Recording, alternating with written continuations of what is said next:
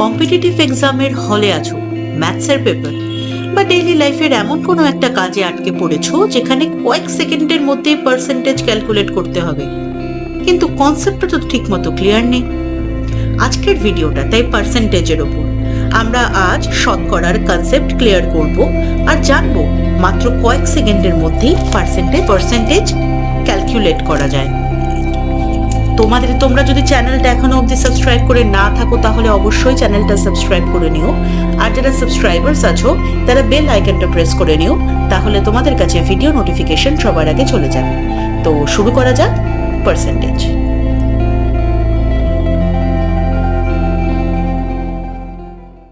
Percentage মানে হলো 100-র মধ্যে কত, অর্থাৎ আউট অফ 100।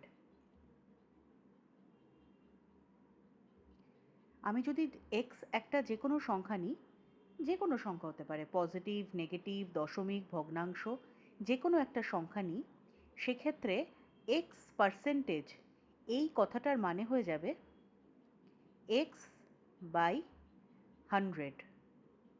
অর্থাৎ পার্সেন্টেজকে আমরা লিখতে পারি সামথিং বাই 100। তাহলে এবার একটা সংখ্যা নিচ্ছি আমি, 5%। 5%কে আমি কী লিখতে পারি? যদি পার্সেন্ট সংখ্যাটাকে উঠিয়ে দিতে হয়, যদি এই পার্সেন্ট এই জিনিসটাকে মনে করছি যে আমি উঠিয়ে দেব, তাহলে 5/100। আবার যদি 5/100 থাকে, 5/100কে লিখতে পারি 5 ইন্টু 1/100। তাহলে এই 1/100টা আমি কি পার্সেন্টেজ জানি, তাহলে এটা মানে হয়ে যাবে 5%। তাহলে এখান থেকে আমরা বুঝতে পারলাম যে এক্স পার্সেন্ট এই কথাটার মানে হচ্ছে এক্স বাই 100, আবার এক্স বাই 100 এই কথাটার মানে হচ্ছে এক্স পার্সেন্ট। এটা হচ্ছে পার্সেন্টেজের একদম প্রিলিমিনারি। একটু ক্লিন করে নিই বোর্ডটা। নেক্সট এবার আমরা ছোট ছোট পার্সেন্টেজের অঙ্কগুলো দেখব। যেমন ধরো কিভাবে পার্সেন্টেজ থেকে আমরা ভগ্নাংশে নিয়ে যাই, কিভাবে পার্সেন্টেজ থেকে আমরা দশমিকে নিয়ে যাই, বা ধরো কী করে দশমিক থেকে আমরা পার্সেন্টেজে আসি, বা ভগ্নাংশ থেকে পার্সেন্টেজে আসি। এই জিনিসগুলোকে আমরা দেখে নিই। এই জিনিসগুলোকে দেখলে এর পরে পার্সেন্টেজে যদি সাম করতে বসি আমরা যে কোনো রকম অঙ্ক, আমাদের ইজিলি হয়ে যাবে।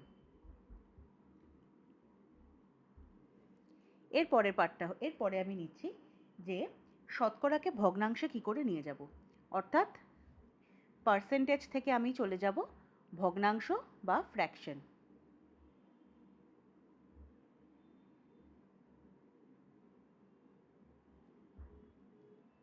আমি একটা পার্সেন্টেজ নিচ্ছি 60%।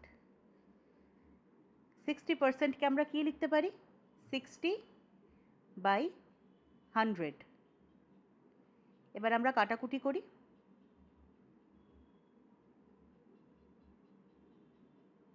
অর্থাৎ 60% আমাদের হয়ে যাবে ভগ্নাংশে 3/5। কীভাবে করলাম বুঝতে পেরেছ? এই পার্সেন্টেজ সাইনটাকে আমি তুলে দিয়ে 60/100 করে দিলাম। আরও একটা এক্সাম্পল দেখি।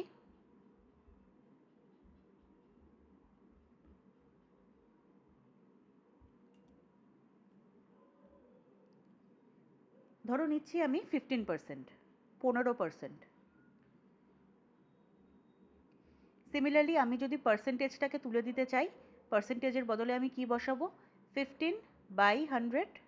এটাকে কাটাকুটি করলে আসবে 5 3 15, 5 20 100। অর্থাৎ 15%কে যদি আমি ভগ্নাংশে নিয়ে যাই, সেটা হয়ে যাবে 3/20। আমি কি দেখছি? পার্সেন্টেজ সাইনটা উঠে গেলেই নিচে 100 চলে আসে, বা নিচের 100 এই সাইনটাকে তুলে দিলে পার্সেন্টেজ পাশে বসে যায়। এটা হচ্ছে আমার একদম একদম মানে বেসিক জিনিস। বাচ্চাদেরকে মনে রাখার জন্য আমরা ছোট ছোট টোটকা বলি না, এটা হচ্ছে ওই টোটকা মতো। ঠিক আছে?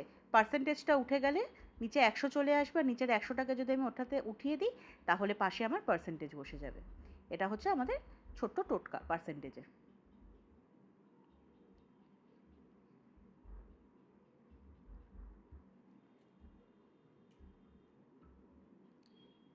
এরপরের আমি দেখছি শতকরাকে ভগ্নাংশ, শতকরা থেকে আমরা ডেসিমেলে যাব।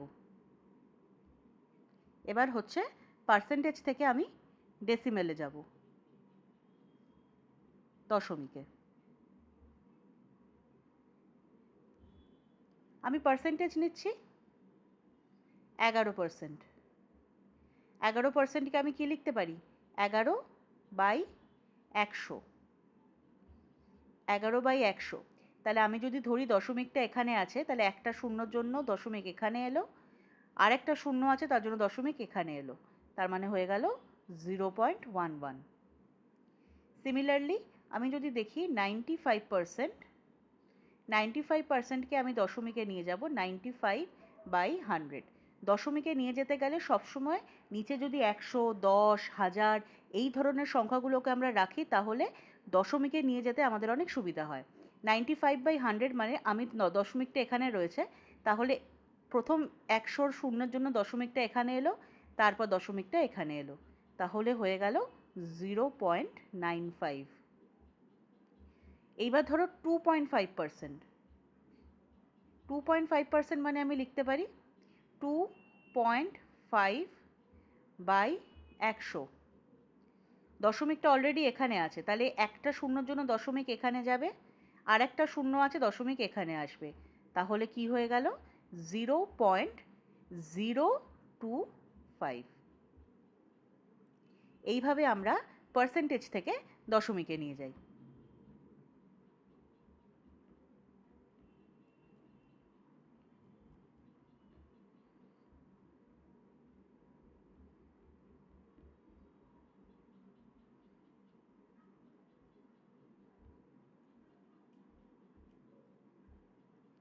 এরপরে আমরা দেখব যে কোনো ভগ্নাংশকে আমরা শতকরায় নিয়ে যাব।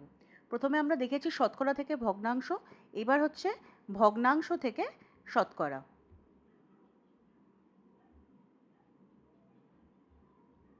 বা পার্সেন্টেজ। আমি একটা যে কোনো ভগ্নাংশ নিলাম 13/20। এইবার দেখো 13/20কে আমি কি লিখতে পারি? ভগ্নাংশ আনতে গেলে আমাকে জানতে হবে যে নিচে বাই 100 আনতে হবে, অর্থাৎ সামথিং বাই 100।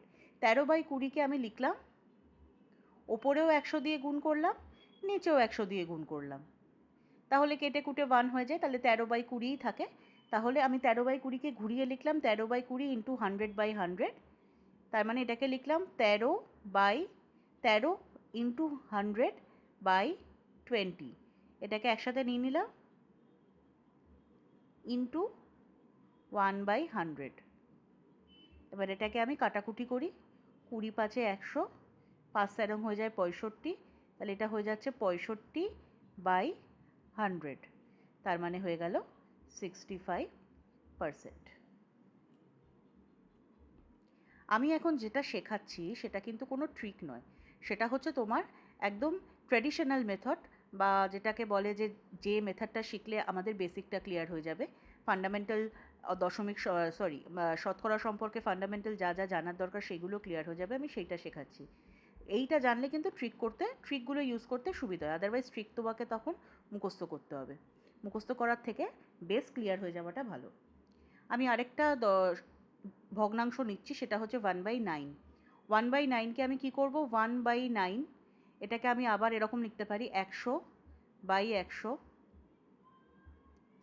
তার মানে এটা হয়ে যাচ্ছে 100/9 ইন্টু 1/100। 100/9 মানে 100/9 মানে হচ্ছে তোমার 9 9, 9 দুগুণে 18,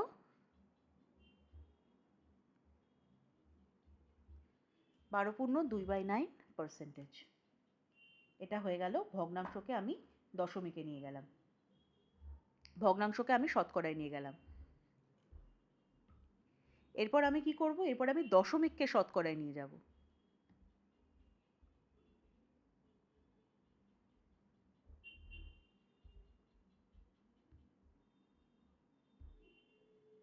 দশমিককে আমি শতকরায় নিয়ে যাব।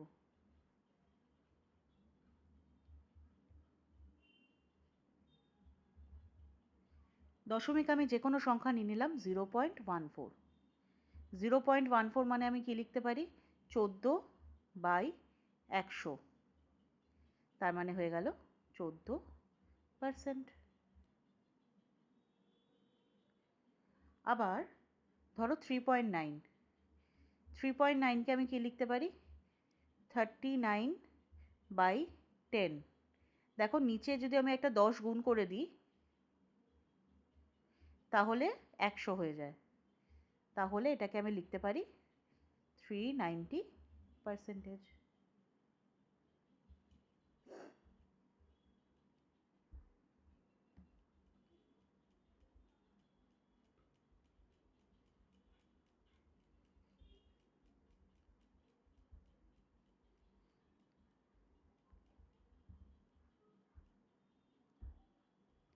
এইবার আমরা দেখব যে কোনো সংখ্যার আমরা পার্সেন্টেজ কী করে ক্যালকুলেট করব। ধরো তোমাদেরকে কি বললো যে তোমাদের ক্লাসে 80 জন স্টুডেন্ট আছে, টোটাল 80 জন স্টুডেন্ট আছে, তার মধ্যে 20%-এর আজকে এক্সাম হবে, বাকি 80%-এর পরে হবে। তাহলে যে কজন স্টুডেন্টের 20% যে কজন স্টুডেন্টের এক্সাম হবে সেই 20% স্টুডেন্ট কত? তাহলে আমি এটা মানে দেখতে চাইছি 20% অফ 80, বা এটাকে আমি ভাবতে পারি 20% এর 80। এবার এর মানে আমি জানি গুণ হয়, তাহলে 20% ইন্টু 80। 20% মানে কি জানি? 20/100 ইন্টু 80, 20, 5, 5, 16। তাহলে আজকে 80 জন স্টুডেন্টের মধ্যে 16 জনের পরীক্ষা হবে, বাকিদের পরীক্ষা পরে হবে। এইভাবে আমরা অঙ্কের ক্ষেত্রে পার্সেন্টেজ বের করি। আরেকটা পার্সেন্টেজ দেখি। এইটা কিন্তু আমি একদম ফান্ডামেন্টালগুলো দেখাচ্ছি যাতে কিনা তোমাদের বেসটা ক্লিয়ার হয়।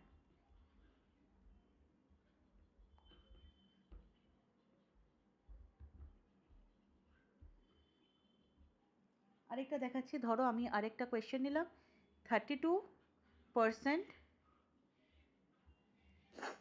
অফ 75। এটাকে আমি লিখতে পারি 32/100 ইন্টু 75। 25 3 75, 25 4 100, 4 8 32, 8 আর 3 গুণ করলে হয় 24। তাহলে 32% অফ 75 হচ্ছে 24।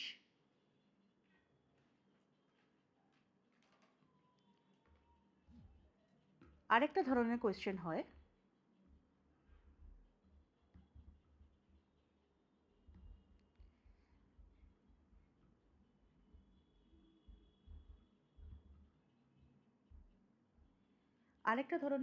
হয়, যে বলছে তোমাকে সংখ্যাটা বলে দিল, ধরো বললো 60 80-র কত পার্সেন্ট?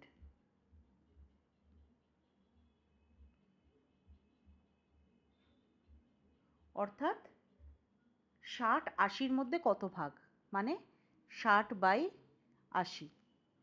60 80-র মধ্যে কত, মানে তোমার যদি 80টা বক্স থাকে সেখান থেকে তুমি 60খানা বক্স তুমি নিচ্ছ, তাহলে 60/80, অর্থাৎ 80-তে 60 পেয়েছো, এরকম টাইপের বুঝে নিতে হবে।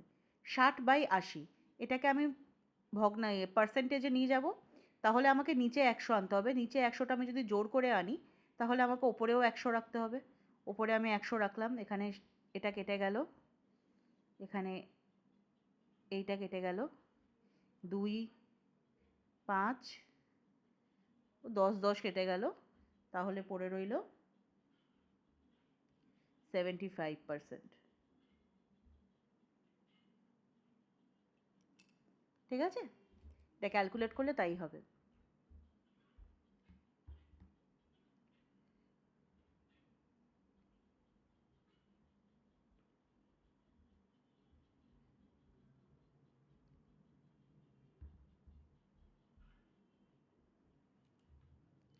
সিক্সটি বাই 80, 60/80 ইন্টু 100/100, অর্থাৎ 60 ইন্টু 100/80 ইন্টু 1/100। এবার এইটুকুনি পোর্শনকে কাটাকুটি করব।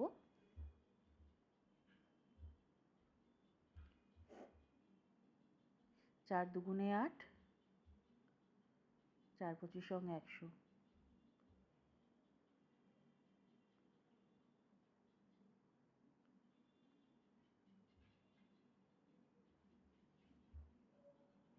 তিন 75/100, 75%।